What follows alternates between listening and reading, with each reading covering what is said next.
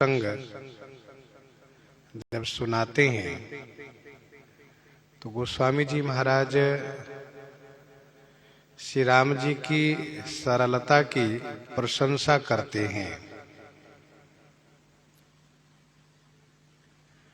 श्री राम जी का स्वभाव बड़ा ही सीधा है और उनके स्वभाव में छल का कहीं भी स्पर्श नहीं है। महामुनि श्री विश्वामित्र जी महाराज पुष्प पाकर के पूजा करते हैं और दोनों भाई को आशीर्वाद प्रदान करते हैं। आपके मनोरथ सुफल हो।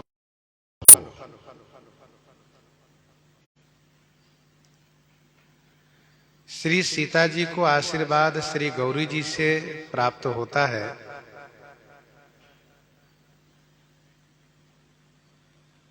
पूजहि मन कामना तुम्हारी। और श्री राम जी लक्ष्मण जी को गुरु जी का आशीर्वाद प्राप्त होता है कि सुफल मनोरथ होहु तुम्हारे। श्री राम जी श्री लक्ष्मण जी दोनों भाई सुन करके बड़े सुखी होते हैं, आनंदित होते हैं। करि भोजन मुनि बर विज्ञानी।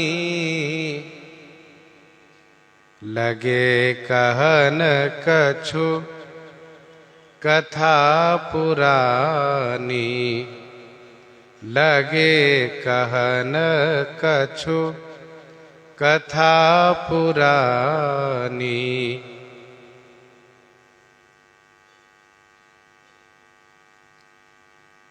करि भोजन मुनिवर विज्ञानी। लगे कहन कछु कथा पुरानी। विज्ञानी मुनिवर भोजन करके कुछ पुराणों की कथा सुनाना शुरू किए।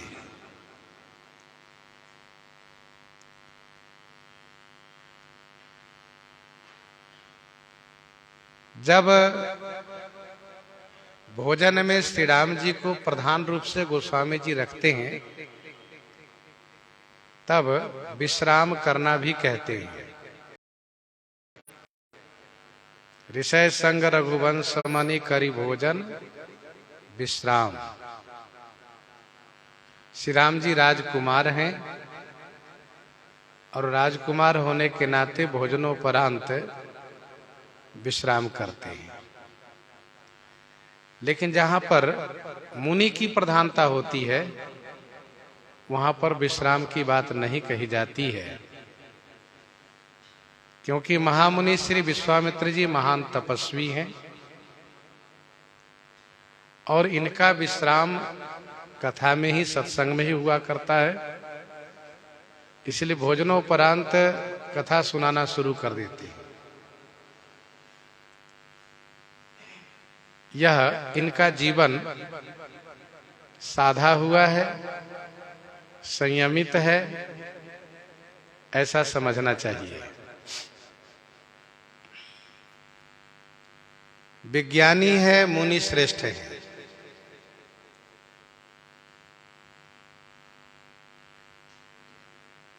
अर्थात विज्ञान से युक्त हैं, भक्ति से युक्त हैं, श्रेष्ठ मुनि है। श्री राम जी को पुराणों की कथा सुनाने लगते हैं। यात्रा काल में जब जैसा संयोग बनता है उसी के अनुरूप कथा सुनाई जाती है, कथा कही जाती है। श्री राम जी कथा सुन रहे हैं प्रधान रूप से, बाकी सब लोग सुन रहे हैं। गोस्वामी जी कहते हैं विगत दिवस गुरु आय सुपाई संध्या करन चले दो भाई संध्या करन चले दो भाई। विगत दिवस गुरु आय सुपाई संध्या करन चले दो भाई।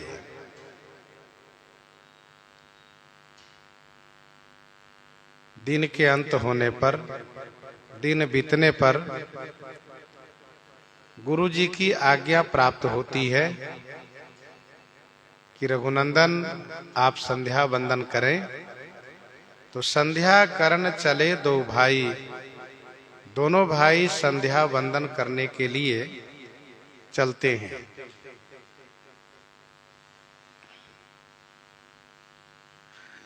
कथा बड़ी सरस महामुनि विश्वामित्र जी सुनाते हैं।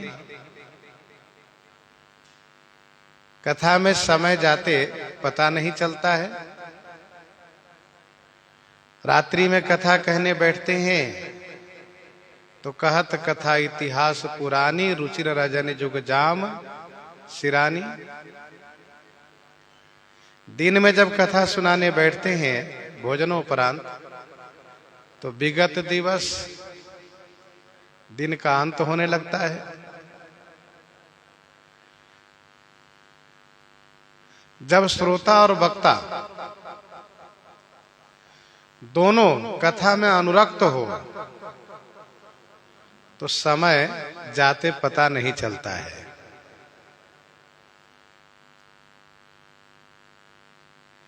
गुरुजी महाराज पूजा पाठ संध्या वंदन पर समय का ध्यान रखते हैं। अब संध्या वंदन का समय हुआ है, इसीलिए गुरुजी ने आज्ञा की है कि आप सभी संध्या वंदन करें। तो संध्या करन चले दो भाई।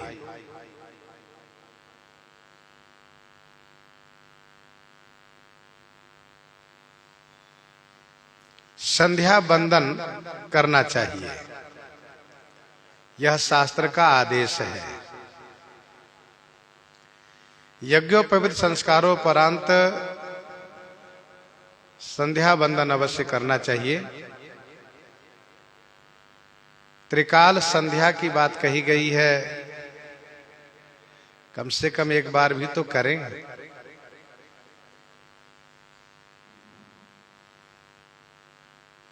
संध्या करने से क्या होता है? तो इसका उत्तर यह है कि संध्या करने से पाप नष्ट होता है। संध्या करने से पाप नष्ट होता है। संध्या न करने से क्या हानि होती है? कहा सुकृत का नाश होता है। जो शुभ कर्म आप कर रहे हैं, संध्या वंदन नहीं किए, तो सुकृत का नाश होगा। इसलिए संध्या वंदन अवश्य करना ही चाहिए। उसमें विशेष रूप से स्नान है, प्राणायाम है। स्नान किए, आचमन किए, प्राणायाम किए और गायत्री मंत्र का जाप किए।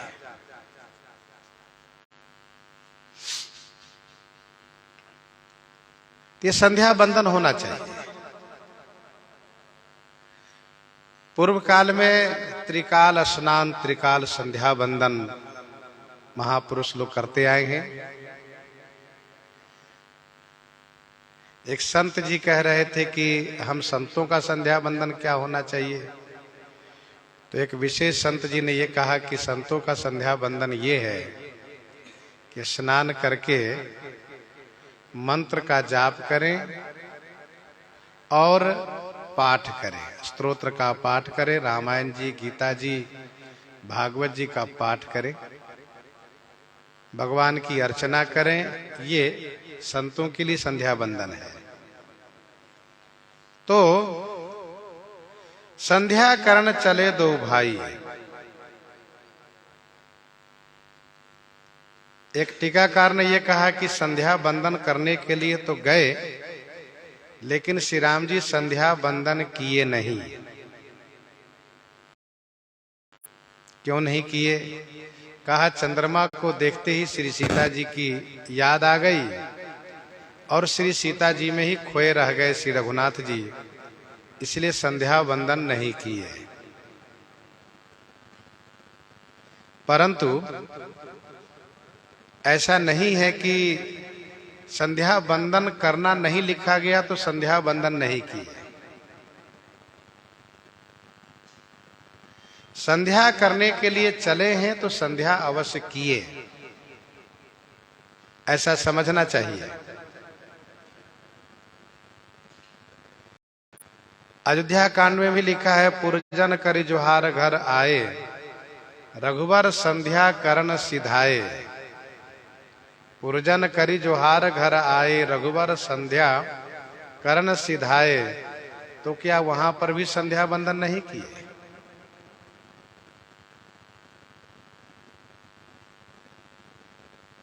संध्या वंदन किए।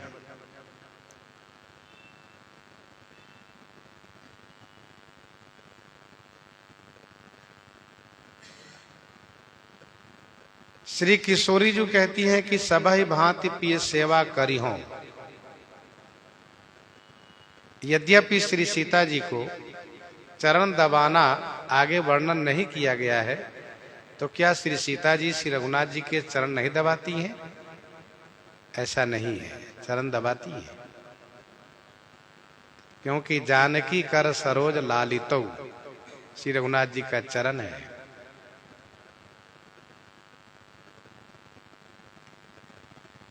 श्री लक्ष्मण जी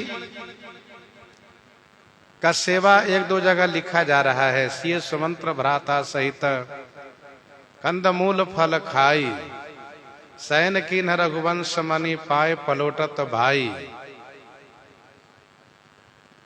तो क्या और जगह श्री राम जी के चरण श्री लक्ष्मण जी नहीं दबाते हैं? सब जगह दबाते हैं, ऐसा समझना चाहिए।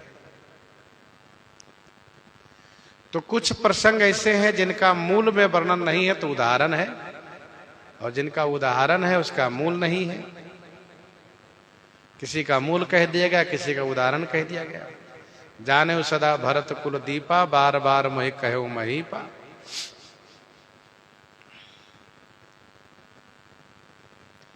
तो कहने का भाव यह है कि श्री राम जी संध्या वंदन अवश्य किए। संध्या वंदन का एक समय होता है। जैसे संध्या काल में जब हम देखो भाई, दिन रात की संधि को संध्या कहते हैं। मध्य दिन को भी संध्या कहते हैं, क्योंकि पूर्वाह्न और अपराह्न की संधि है।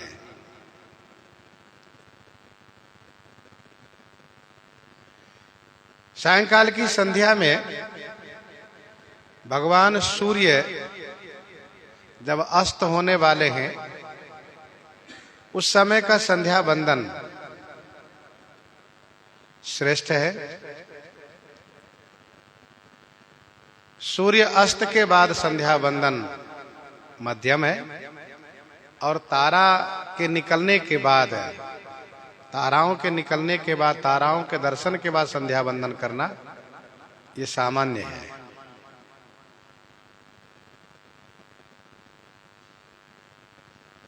प्रातः काल का भी कुछ इसी प्रकार का है। ताराओं के रहते हुए संध्या वंदन उत्तम है,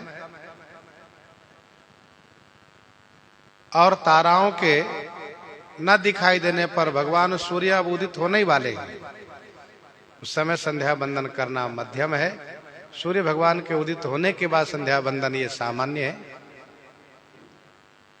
ये सब धर्म शास्त्र में संध्या वंदन का समय, संध्या वंदन क्यों करना चाहिए, ना करने से क्या हानि होती है, इन सभी बातों को वर्णन किया गया है।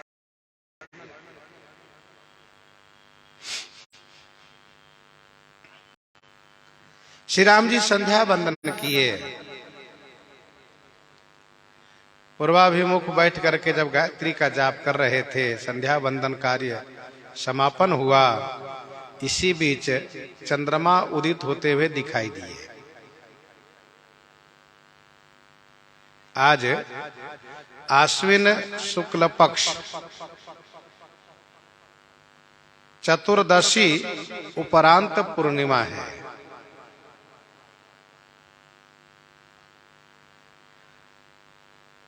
पूर्णिमा का प्रवेश हो रहा है, लेकिन है तिथि चतुर्दशी ही आज। जिस दिन श्री राम जी संध्या वंदन कर रहे हैं, तो प्राची दिशि शशि उवै सुहावा, सिय मुख सरिस देखी सुख पावा।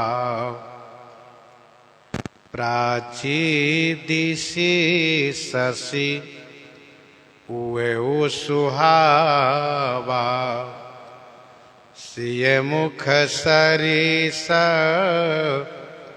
देखी सुख पावा। प्राची दिशि शशि उवै सुहावा। प्राची दिशि माने पूर्व दिशा में, सुहावा माने सुंदर, शशि उवै, शशि उवै माने चंद्रमा उदित हुए, तो सियमुख सरिस देखी सुख पावा।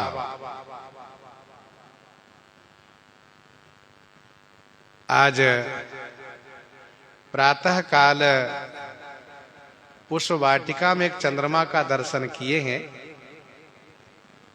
जिस चंद्रमा में श्री राम जी का मन अनुरक्त हो चुका है। अभी संध्या के समय में प्राकृत चंद्रमा जब आकाश में उदित होते हुए दिखाई दिए, एक बार मन में ऐसा आया कि ये चंद्रमा यहां कैसे आ गए। सियमुख सरिस देख सुख पावा, श्री सीता जी के मुख के समान देख करके सुख प्राप्त किए। उस वाटिका में अस कही फिर चितये ते ही ओरा, सियमुख शशि भय नयन चकोरा। सियमुख शशि भय नयन चकोरा।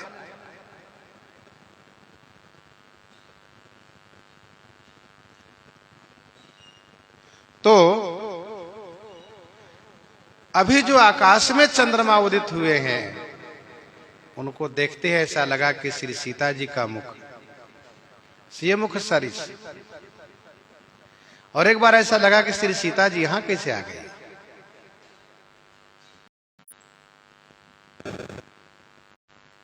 श्री राम जी को सुख प्राप्त हुआ।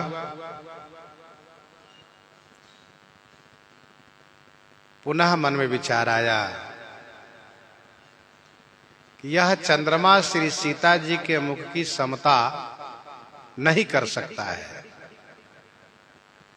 बहुरी विचार किन्ह मन माही, सिय बदन सम हिम करना। सिय बदन सम हिम करना। बहुरी विचार किन्ह मन माही। बहुरी विचार किन्ह मन माही। मन माही माने मन में, बहुरी माने पुनः, विचार किन्ह विचार किया। सिय बदन सम हिम करनाई। श्री सीता जी के बदन माने मुख के समान, यह हिमकर माने चंद्रमा, नहीं हो सकता है।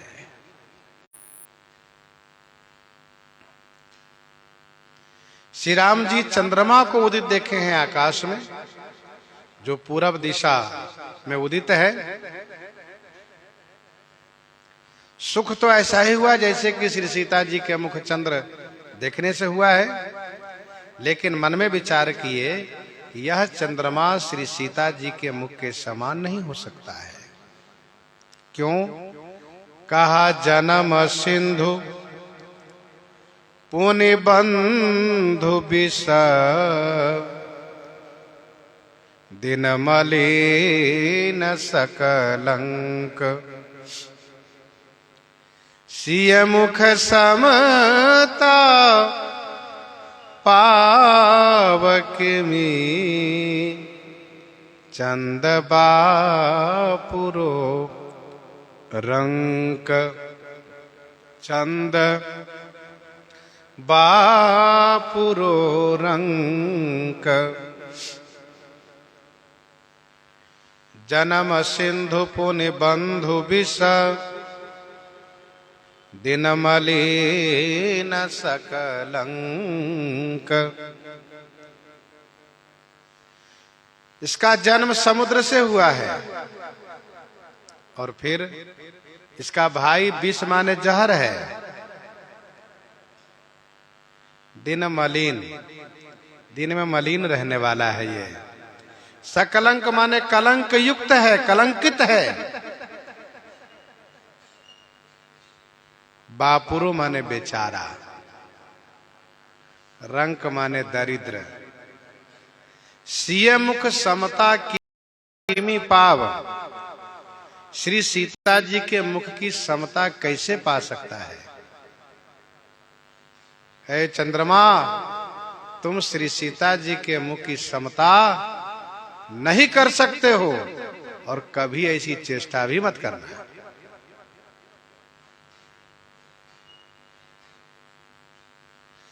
तुम बेचारा हो, और रंक माने भिखारी हो, कंगाल हो, दरिद्र हो, तुम्हारी साहिबी थोड़ी सी है,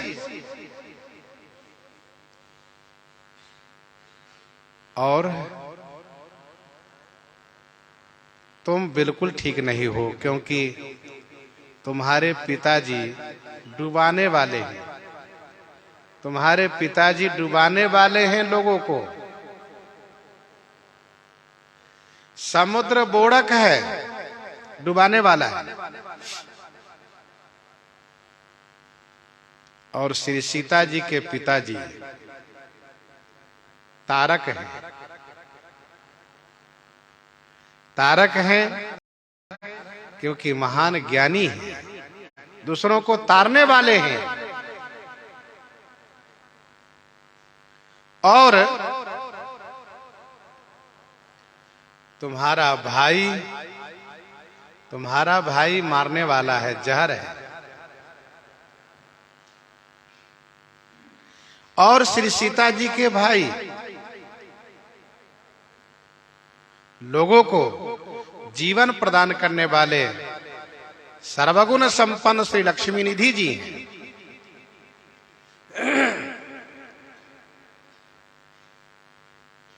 तुम दिन में प्रकाश नहीं कर सकते, तुम दिन में मलिन रहने वाले हो, और श्री सीता जी दिन में प्रकाश करती हैं। करत प्रकाश फिरई फुलबाई। तुम सलंक हो, सकलंक हो, कलंकित हो। शशि गुरु तिये गामी न हो सा, तुम कलंकित हो। और श्री सीता जी निष्कलंक है। उमा रमा ब्रह्मानि बंदिता, उमा रमा ब्रह्मानि बंदिता, जगदम्बा संतत मनिंदिता, जगदम्बा संतत मनिंदिता। जीति सुर सरी कीरति सरी तोरी। जीति सुर सरी कीरति सरी तोरी। गवन किन्ह विधि अंड करोरी। गवन किन्ह विधि अंड करोरी।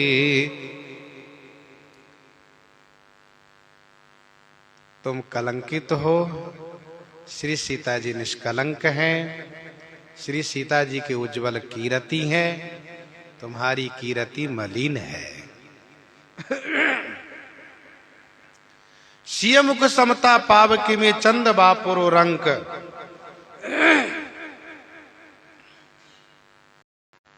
बेचारा रंक, दरिद्र यह चंद्रमा इस श्री सीता जी के मुख की समता कैसे पा सकता, अर्थात नहीं पा सकता है।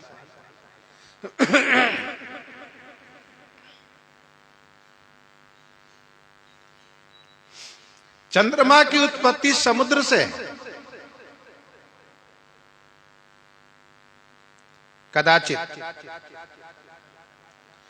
छवि रूपी समुद्र से चंद्रमा उदित हो जाए। जो छवि सुधा पयोनिधि होई, परम रूपमय कच्छप सोई। शोभारज मंदर सिंगारू, मथई पानी पंकज निज मारू। ए विधि उपजे चंद्र जब। यद्यपि वहां पर लक्ष्मी जी का अर्थ है, लक्ष्मी जी का पाठ है, यही विधि उपजे लक्ष्मी जब, लेकिन हम यहाँ पर अर्थ करने में यदि हम इस बात को प्रयोग में रखें कि ये विधि उपजे चंद्र जब, फिर भी ये बराबरी नहीं कर सकता चंद्रमा। सुंदरता सुख मोह कभी उसको नहीं कह सकते, कभी को संकोच होगा। किसी की भी उत्तमता और अधमता चार तरीके से देखी जाती है। यह उत्तम है कि यह अधम है, यह चार तरीके से देखी जाती है। चार गुण यदि उनमें हैं तो उत्तम है, यदि चार नहीं है तो वह अधम है।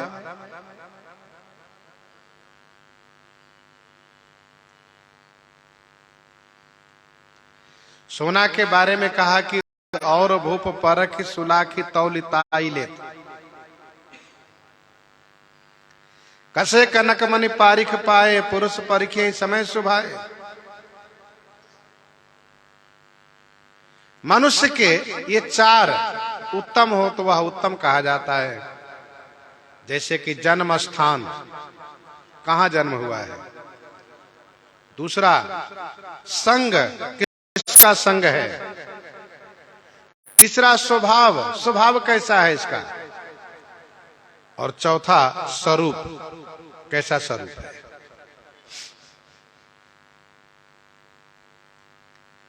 चंद्रमा का चारों अधम है। जन्म स्थान कहां है, समुद्र से। जो बोरक है, संग किसका है, भाई का। जो जहर है, मारने वाला है। अपने स्वरूप से कैसा है, कहा मलिन है, कलंकी है। और स्वभाव, कहा इसका स्वभाव भी बड़ा खराब है। विरहिनी दुखदाई, विरही को दुख देना इसका स्वभाव है।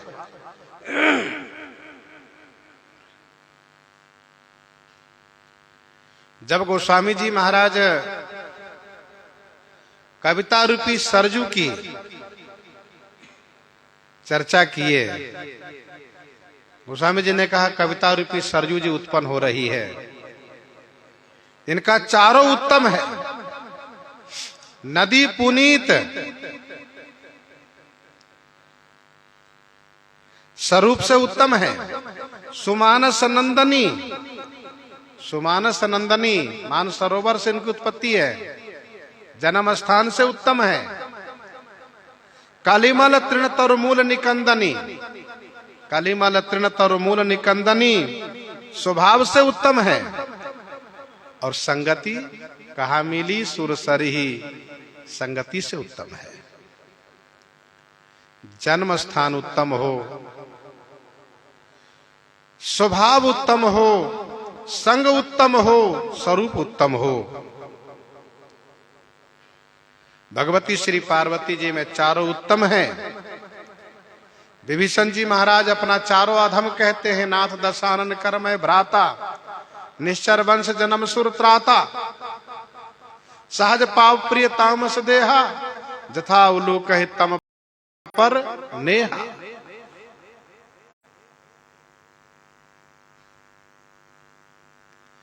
तो विभीषण जी महाराज अपने आप में चारों अधम कहते हैं।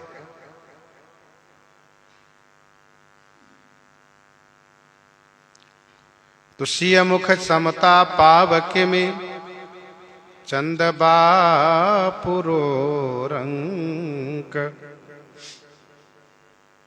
घटई बढ़ई बिरहिनी दुखदाई, घटई बढ़ई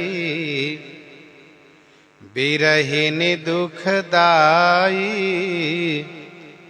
ग्रसई राहु निज संधि ही पाई, ग्रसई राहु निज संधि ही पाई, घटई बढ़ई बिरहिनी दुखदाई,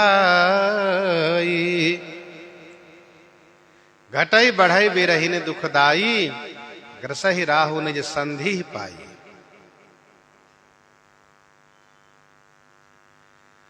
यह घटता बढ़ता है और बिरहिनी दुखदाई, बिरहिनी माने वियोगियों को दुख देता है। और इतना ही नहीं, राहु निज संधि पाई ग्रसई, राहु अपनी संधि पा करके ग्रस लेता है।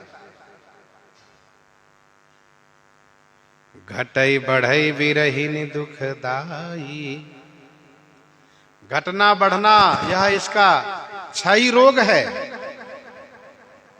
क्षयी रोग है। बिरहिनी दुखदाई है, वियोगियों को दुख देता है। और राहु का यह उच्चिष्ट है, राहु का जूठन है। ग्रसहि राहु निज संधि ही पाई।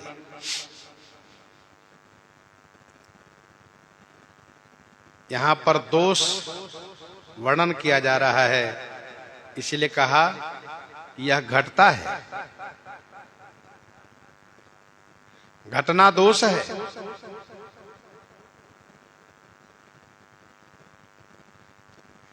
पहले घटना कहा, फिर बढ़ना कहा, अर्थात इसकी शोभा एक रस नहीं है, इसकी शोभा एक रस नहीं है। पूर्णिमा के दिन पूर्णता को प्राप्त जब यह होता है तो उस दिन भी राहु मौके की तलाश में रहता है। जहां पूर्णिमा परिवार की संधि हुई तो तुरंत राहु ग्रस लेता है इसको, कहां इसकी शोभा रह जाती है।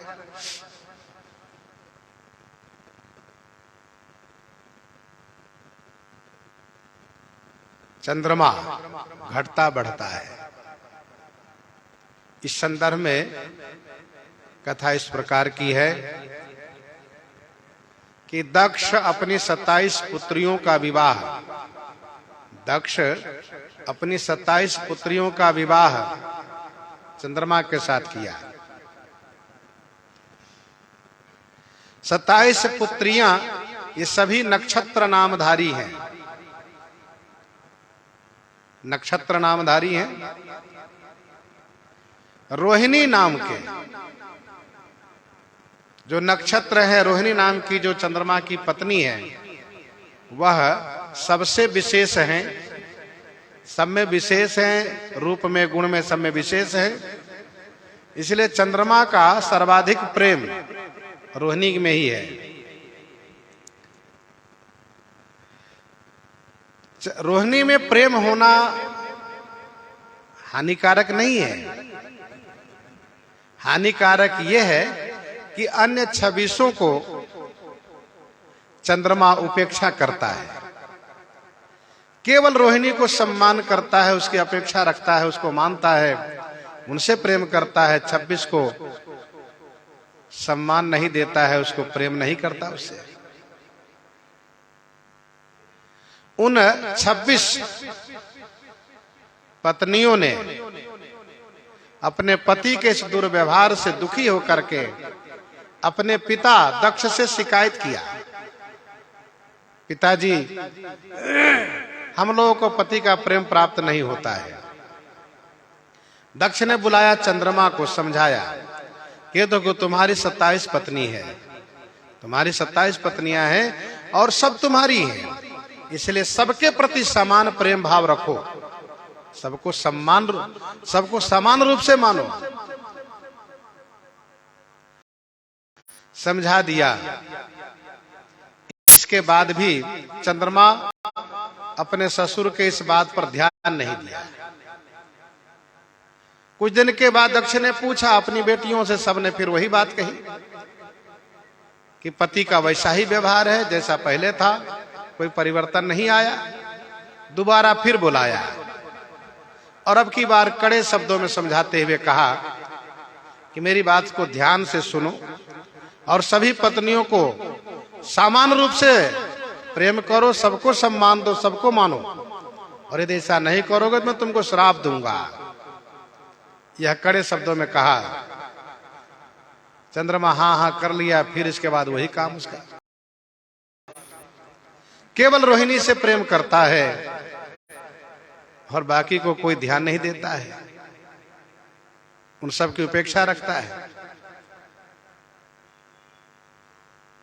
अब की बार जब दक्ष ने अपनी बेटियों से पूछा कि कुछ बदलाव आया कि नहीं, कहा बिल्कुल नहीं, नहीं आया ना आने वाला है, नहीं आया ना आने वाला है। तब दक्ष ने कहा अच्छा ठहरो। फिर उन्होंने श्राप दिया, तुम तेजहीन हो जाओ, तुम में क्षय रोग हो जाए। अब चंद्रमा तेजहीन हो गया। जिस तेज पर, जिस रूप पर चंद्रमा का बड़ा गुमान था, वह सब ध्वस्त हो गया, नष्ट हो गया। जैसे कोई युवा व्यक्ति शक्तिहीन हो जाए, बलहीन हो जाए और वृद्ध जैसे दिखने लगे, वो दशा चंद्रमा की हो गई, तेजहीन होता चला गया। चंद्रमा के तेजहीन होने से परिणाम ये हुआ कि अन्न और औषधियों की उपज कम हो गई, और यदि उपज होती भी है तो उसमें वह रस नहीं है, वह स्वाद नहीं है, वह शक्ति नहीं है। देवता लोग घबराए कि यह क्या हो गया। जब अन्न में, औषधियों में शक्ति नहीं रहेगी, रस नहीं रहेगा, स्वाद नहीं रहेगा, तो फिर लोगों का भरण पोषण कैसे होगा। भाई हम लोग जब अन्न खाते हैं, औषधि खाते हैं, तब हमारे में शक्ति आती है, बल मिलता है, और वह बल जो उन अन्न में, औषधियों में है, चंद्र किरण से है। चंद्र किरण से सब में पोषण शक्ति प्राप्त होती है, अमृतत्व गुण उसमें आता है।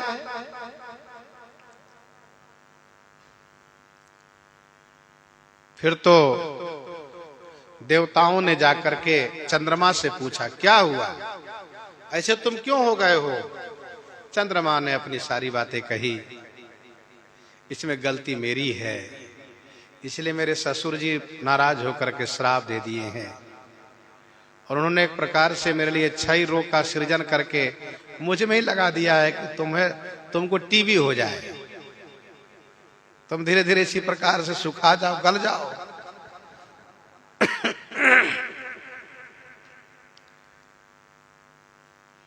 तब देवताओं ने दक्ष से जाकर कहा, महाराज फिर तो पृथ्वी पर प्रजाजनों का बड़ा नुकसान होगा, प्रजाजनों का पोषण कैसे होगा। तब दक्ष ने कहा, यदि वह अपनी सभी पत्नियों से बराबर रूप में प्रेम करता है तब उसको पुनः तेज प्राप्त होगा, लेकिन तेज प्राप्त करने के लिए उसको कुछ और करना पड़ेगा। वह पश्चिम समुद्र तट पर जाकर के, जहां समुद्र और सरस्वती का संगम है, जहां समुद्र और सरस्वती का संगम है, वहां पर सागर में स्नान करें, भगवान शिव की आराधना करें, तब जाकर के उनको पुनः शक्ति प्राप्त होगी। देवताओं ने चंद्रमा से कहा, क्यों ससुर जी की बात मानोगे? अब कहा, बिल्कुल मानेंगे। व्यक्ति जब प्रभुता से रहित हो जाता है, जब बिल्कुल लाचार होता है, तो वह सब कुछ मानने को तैयार हो जाता है। अब उसमें वह बात रही नहीं, इसलिए सब बात मानने को तैयार है। तो दक्ष के प्रस्ताव को देवताओं ने चंद्रमा के पास रखा। चंद्रमा ने स्वीकार किया, कहा, हम सभी पत्नियों से प्रेम करेंगे, सबको समान रूप से मानेंगे। और फिर इसके बाद जाकर के श्री सरस्वती सागर संगम पर स्नान किया है, भगवान शिव की आराधना किया है। भगवान शिव प्रसन्न हो गए हैं। तो भगवान शिव की कृपा प्राप्त होने से यह चंद्रमा पुनः वह तेज प्राप्त किया है। लेकिन व्यवस्था ये बना दी गई है कि 15 दिन तक तुम घटते रहोगे और 15 दिन तुम बढ़ते रहोगे। अमावस को ऐसा लगेगा तुम में कुछ है ही नहीं, तुम दिखोगे नहीं, और पूर्णिमा को पूर्ण रूप से दिखाई दोगे। तो घटना बढ़ना यह चंद्रमा का रोग है, इसको क्षय रोग भी कहते हैं। घटाई बढ़ाई भी रही ने दुखदाई, घटता है। हम लोग जिस प्रदेश में, जिस प्रांत में रहते हैं, यहाँ पर महीने का प्रारंभ इसी क्रम में होता है। पहले कृष्ण पक्ष आता है, तब शुक्ल पक्ष आता है। पहले चंद्रमा घटता है, घटते घटते अमावस तक पहुंचता है, फिर बढ़ते बढ़ते वह पूर्णिमा तक पहुंचता है। तो हम लोगों का महीना इसी क्रम में प्रारंभ होता है, पहले घटना फिर बढ़ना। लेकिन कहीं कहीं कुछ प्रांतों में हम लोग अमावस कहते हैं, उसी दिन से वहां लोग पूर्णिमा, उसी दिन से महीना का प्रारंभ मानते हैं। हम लोग पूर्णिमा के बाद कृष्ण पक्ष के प्रथम तिथि से महीना का प्रारंभ मानते हैं। और कुछ प्रदेश ऐसे हैं, कुछ प्रांत ऐसे हैं जहां अमावस के प्रथम तिथि से महीने का प्रारंभ मानते हैं। तो जब वहां मानते हैं तो उसके लिए गोस्वामी जी ने एक दोहा लिखा है, सम प्रकाश तम पाक दो, नाम भेद विधि कीन है, शशि पोषक शोषक समुझी, जग जस अपजस दिन है। शशि पोषक शोषक समझी, यद्यपि पाठ शोषक भी है, लेकिन कहीं कहीं पोषक पाठ रखा गया है। उस प्रांत में जहां पर अमावस से महीने का प्रारंभ मानते हैं, तो वहां पर शशि पोषक पहले होगा, क्योंकि अमावस के बाद प्रथम तिथि से चंद्रमा का पोषण शुरू होता है, और पूर्णिमा के बाद प्रथम तिथि से चंद्रमा का शोषण शुरू होता है। तो घटाई बढ़ाई बिरही ने दुखदाई, गरसही राहु निज संधि ही पाई।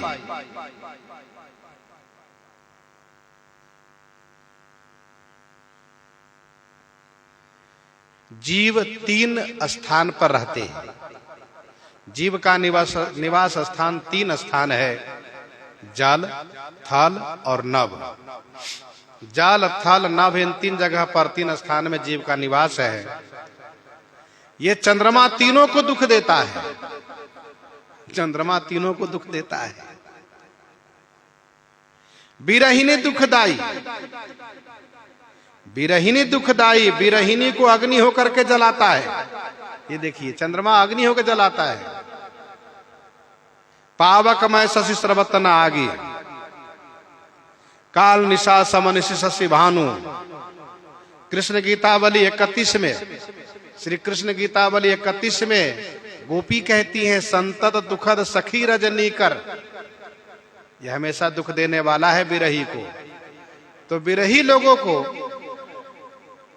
लोगों को यह अग्नि होकर के जलाता है।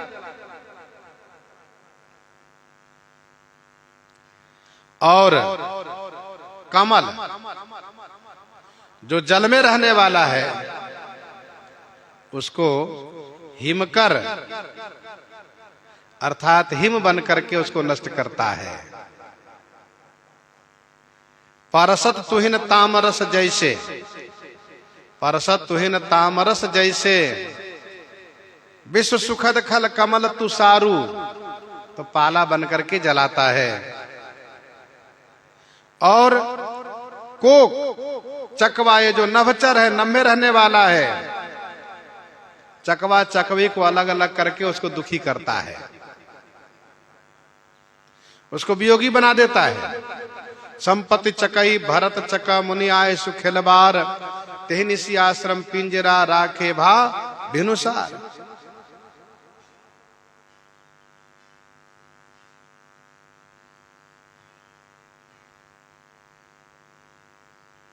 तो घटई बढ़ई बिरहिनी दुखदाई,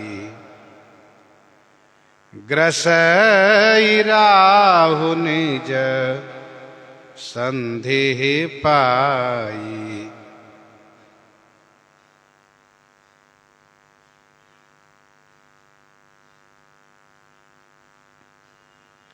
गणना करने पर 12 दोष यानी 12 दोष चंद्रमा में दिखाया जा रहा है। मानो श्री राम जी कहते हैं तुम 12 अंगों से दूषित हो, 12 महीनों में दूषित हो, इसीलिए श्री सीता जी के मुख की बराबरी नहीं कर सकते हो तुम। जन्म सिंधु पुनि बंधु विषा दिन मलिन सकलंक, ये बापुर बेचारा है, रंक है। घटना बढ़ाना, बिरहिनी दुखदाई होना, और ग्रसहि राहु निज संधि पाई, और कोक शोक प्रद और पंकज द्रोही, ये 12 दोष दिखाए गए हैं। कोक शोक प्रद पंकज द्रोही, अवगुण बहुत चंद्रमा तो ही। कोक शोक प्रद पंकज द्रोही। कोक माने चकवा को तुम शोक प्रदान करते हो, शोक दिया करते हो। और पंकज द्रोही, पंकज माने कमल के द्रोही हो तुम। चंद्रमा तो ही बहुत अवगुण। श्री राम जी कहते हैं अरे चंद्रमा तुम में बहुत अवगुण है, तुम में बहुत दोष है। चंद्रमा सुनो, तुम में बहुत दोष है, तुम दोष के भंडार हो। तुम्हारे द्वारा किसी को सुख नहीं होता है। कोक शोक प्रद पंकज द्रोही, अवगुण बहुत चंद्रमा तो ही। सत्य ये है कि चंद्रमा वियोगी लोगों के लिए बहुत दुखद होता है। और श्री राम जी को चंद्रमा के देखने से श्री सीता जी का वियोग बढ़ा है, प्रेम बढ़ा है, वियोग प्रेम बढ़ा है। कहते हैं विरहिनी दुखदाई हो तुम, और कोक शोक प्रद पंकज द्रोही, अवगुण बहुत चंद्रमा तो ही। तुम्हें बहुत अवगुण है, बहुत दोष है। कोक माने चकवा। पक्षी ने किसी को क्या बिगाड़ा है? पक्षी है, लेकिन तुम उसको भी सुख नहीं देते हो। शशिकर छुअत विकल जी में कोकु, रात्रि होते ही तुम उसको पत्नी से अलग कर देते हो। कमल, कमल जो सभी के प्रिय हैं, देवताओं के प्रिय हैं, तुम कमल फूल से द्रोह करते हो, उसको जला देते हो, नष्ट कर देते हो।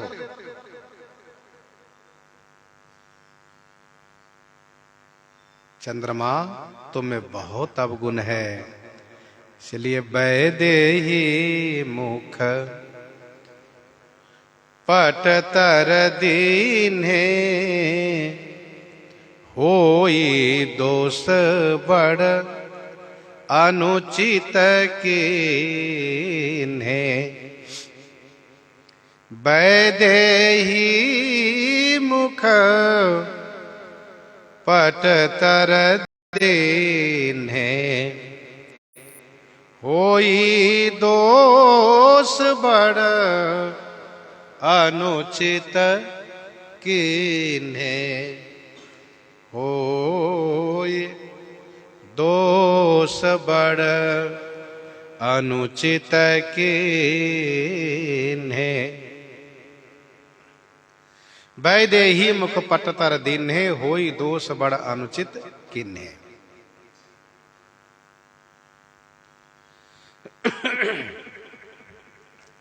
वैदेही के मुख से पटतर किन्हे माने उपमा देने पर, वैदेही के मुख से पटतर दिन्हे माने उपमा देने पर वही दोष बड़ अनुचित किन्हे, बड़ अनुचित किन्हे बड़ दोष होई, बहुत बड़ा अनुचित करने पर बहुत बड़ा दोष लगेगा। श्री राम जी मानो कवियों से कहते हैं, हे कवि समुदाय, आप सब चंद्रमा को कभी श्री सीता जी के मुख के बराबर नहीं कहिए, अर्थात चंद्रमा की उपमा नहीं दीजिएगा, बड़ा दोष लगेगा। वही दोष बड़ा अनुचित किन्हे। चंद्रमा से श्री राम जी ने कहा, देखो तुम कभी भी उपमा की इच्छा मत करना, कभी चाहना नहीं करना कि हम श्री सीता जी के मुख के बराबर हो सकते हैं। वही दोष बड़ा अनुचित किन्हे।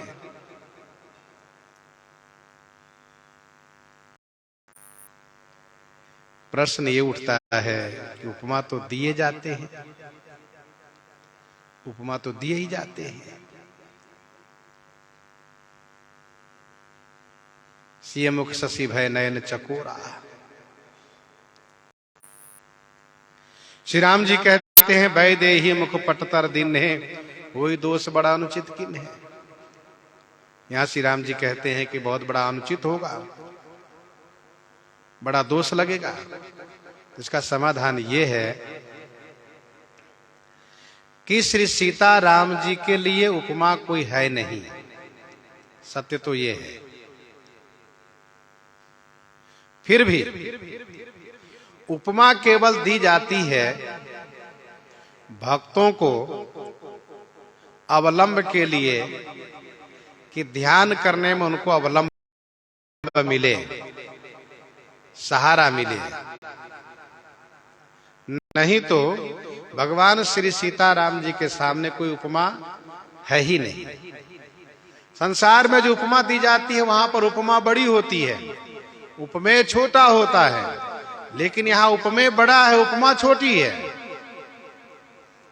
उपमा छोटी है। उपमा सकल मोहि लघु लागे।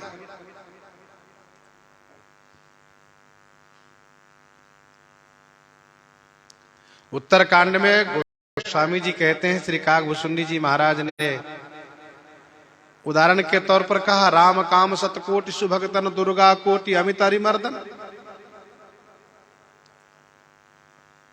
लेकिन श्री काकभूषुंडी जी ने कहा, ये उपमा सब भगवान के योग्य नहीं है।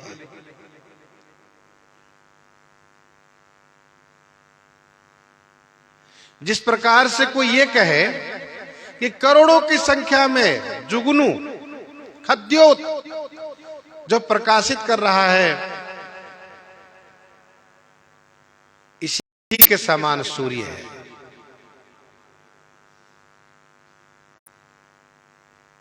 तो बड़ी लघुता होगी, बड़ी लघुता होगी। लेकिन फिर भी उदाहरण दिए जाते हैं मन को एक सहारा के लिए, समझने के लिए। वहां उपमा बहुत छोटी हो जाती है, और जगह उपमा वह बड़ी रहती है, लेकिन वहां श्री सीताराम जी के पास छोटी हो जाती है। सिय मुख छवि विधु ब्याज बखानी, सिय मुख छवि विधु ब्याज बखानी, गुरु पहीं चले निशा बड़ी जानी, गुरु पहीं चले निशा बड़ी जानी। सिय मुख छवि विधु ब्याज बखानी। विधु ब्याज, सिय मुख छवि बखानी। विधु ब्याज माने चंद्रमा के बहाने से, ब्याज माने बहाने से। सिय मुख छवि बखानी, श्री सीता जी के मुख छवि को बखान किए। गुरु पहीं चले निशा बड़ी जानी, निशा बड़ी जानी, रात्रि बहुत हो गई है ऐसा जान करके गुरु जी के पास चल दिए। गुरु पहीं चले निशा बड़ी जानी।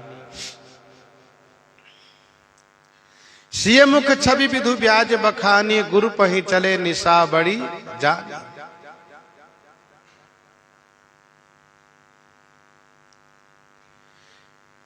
चंद्रमा के बहाने से श्री सीता जी के मुख की छवि को श्री राम जी बखान किया। ब्याज का अर्थ होता है माध्यम बहाना, नारी धर्म कछ ब्याज बखानी। रात्रि ज्यादा हो गई, श्री राम जी संध्या बंदन किए और इसके बाद चंद्रमा को दर्शन किए।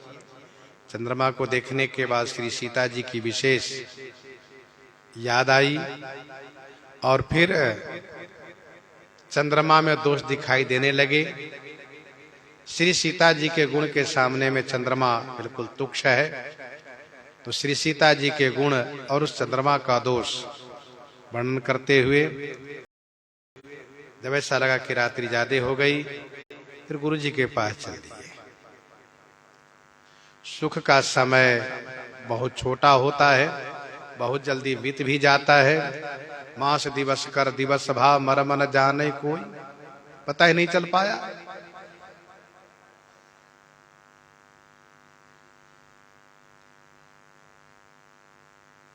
श्री राम जी गुरु जी के पास पहुंचते हैं।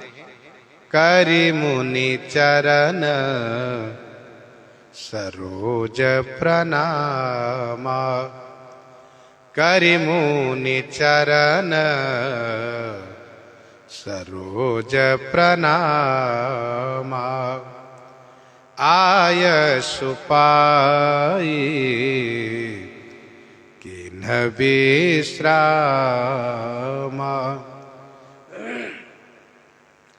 करि मुनि चरण सरोज प्रणामा। आय सुपाई किन्ह विश्रामा। करि मुनि चरण सरोज प्रणामा, आय सुपाई किन्ह विश्रामा। मुनि के चरण सरोज में प्रणाम किए। आय सुपाई किन्ह विश्रामा, आज्ञा पाकर के विश्राम किए। महर्षि श्री विश्वामित्र जी के चरणों में दोनों भाई बंधन प्रणाम किए। गुरु जी का आदेश हुआ विश्राम के लिए, तो आय सुपाई किन्ह विश्रामा, रात्रि विश्राम की। विगत निसारघु नायक जागे, बंधु बिलो की कहन अस लागे। विगत निसारघु नायक जागे, बंधु बिलो की कहन अस लागे। विगत निशा रघुनायक जागे, बंधु बिलो की कहन अस लागे। विगत निशा माने रात्रि बीतने पर श्री रघुनाथ जी जग गए और बंधु बिलो की कहन अस लागे। बंधु भैया लक्ष्मण जी को देख करके ऐसा कहने लगे। 3 पहर की रात्रि को त्रियमा रात्रि कहा जाता है।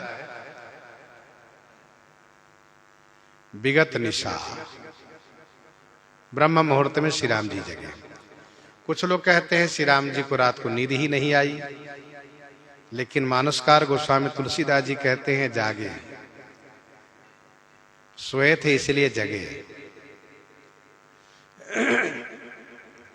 हम लोग शुरू से ही चर्चा करते आ रहे हैं भगवान श्री सीताराम जी का यह प्रेम श्रृंगार रस का जो चरित है, यह भी सच्चिदानंदमय है। यह प्राकृतिक श्रृंगार से नहीं तुलना करना चाहिए। विगत निशा रघुनायक जागे, रात्रि बीतने पर श्री रघुनाथ जी जगते हैं। श्री लक्ष्मण जी की बात रही तो लक्ष्मण जी रात्रि में सोते नहीं हैं, केवल चरण में लेट जाते हैं और पहले उठ जाते हैं। उठे लखन निशि विगत सुनी अरुण शिखा धुनि कान। तो श्री लक्ष्मण जी से सरकार कहने लगे, उए उ अरुण अब लोक हुताता, पंकज कोक लोक सुख दाता। हुए अरुण अवलोक हुताता, पंकज कोक लोक सुख दाता, पंकज कोक लोक सुख दाता। वे अरुण अवलोक हुताता। हे तात, अरुण उवेउ अवलोक। हे तात, अरुण उवेउ माने अरुणोदय हो चुका है। अब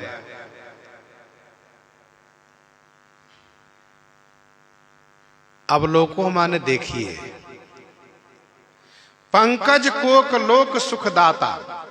पंकज माने कमल, कोक माने चकवा, लोक माने प्राणी मात्र को सुख देने वाला यह सूर्य उदित हुआ है।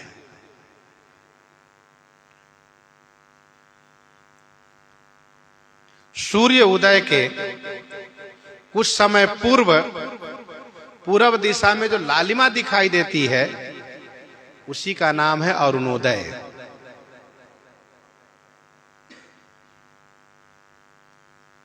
आकाश में लालिमा दिखती है पूर्व दिशा की।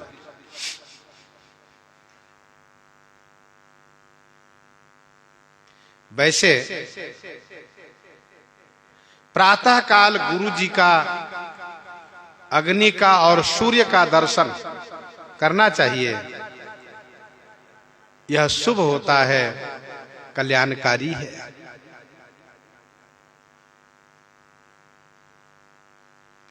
हे तात, अरुणोदय हुए हैं, आप देखिए।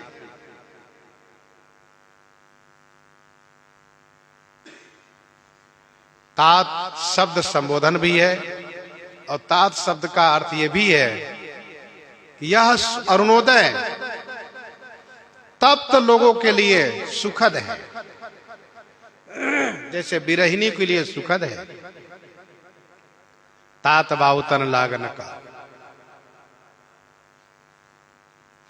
पंकज माने कमल और चकवा तथा लोक चंद्रमा से दुखी थे।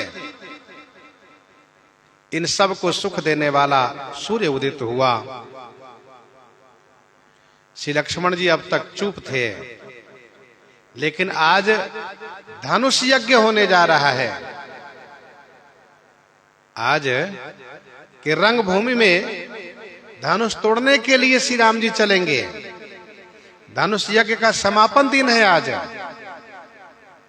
तो इसीलिए श्री लक्ष्मण जी ऐसी बात कह रहे हैं जिससे कि श्री राम जी में उत्साहवर्धन हो।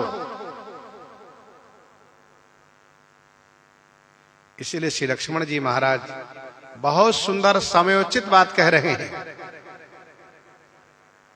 बोले लखन जोरी जुग पानी, बोले लखन जोरी जुग पानी, प्रभु प्रभाव सूचक मृदुबानी, प्रभु प्रभाव सूचक मृदुबानी।